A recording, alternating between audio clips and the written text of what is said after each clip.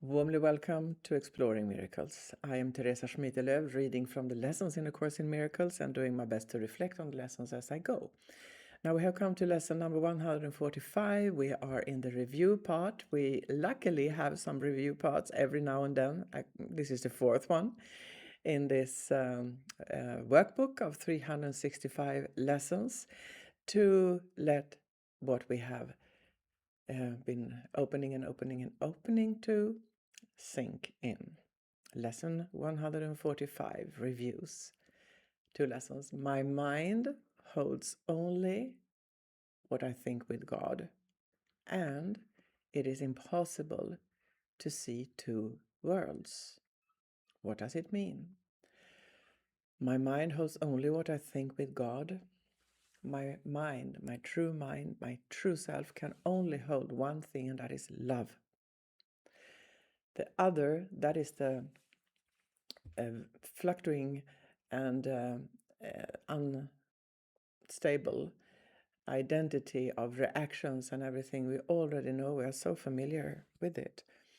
And hate and fear and reaction can come from that. So we can't be fearful and be love at the same time. It is impossible to see two worlds. Does not mean, before I continue, does not mean that we are closing our eyes and going into our bubble and saying, this is not happening, because it is, apparently. But how we perceive it, that's the thing. So the challenge now can be, yeah, of course, chaotic world. Am I drawn into that chaos? Or am I seeing it from a stable place of love? So we are going really deep now. My mind holds only what I think with God. That is our core. Our mind is, whatever happens, still and always aligned with peace. Even, and this is crucial, even if it does not feel like it. We can feel overwhelm and fear, and many of us do. I do.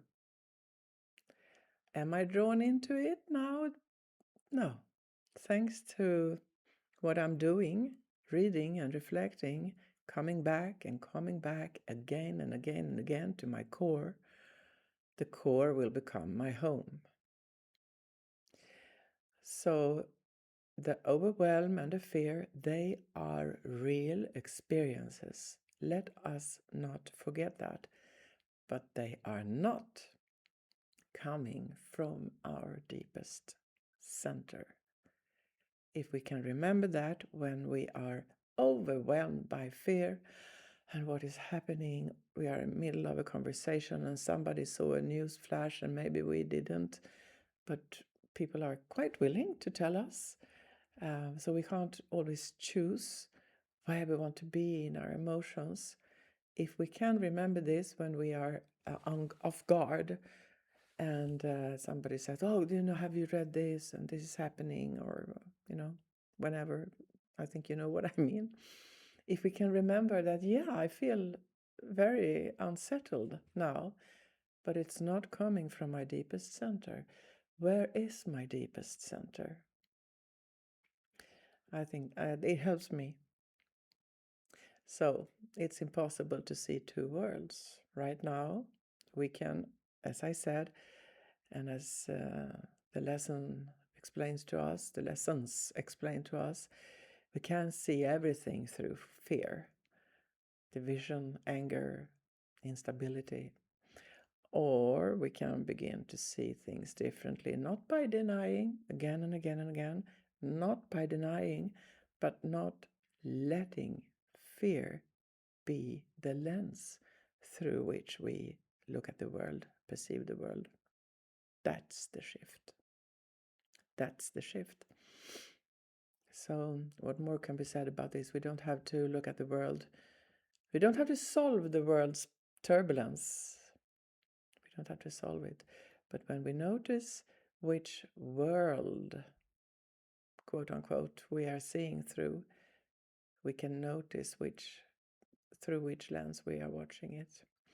Peace is not something that is given to us through the world.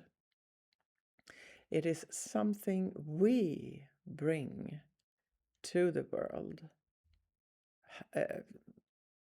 depending how we see it. So, where am I? Where am I?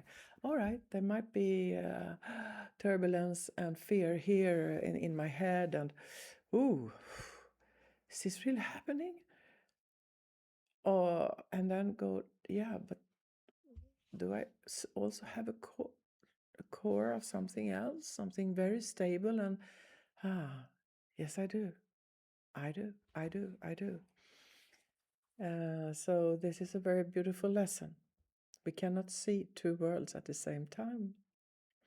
And we look at the world with the divine aspect of us that is always stable. My mind holds only what I think with God.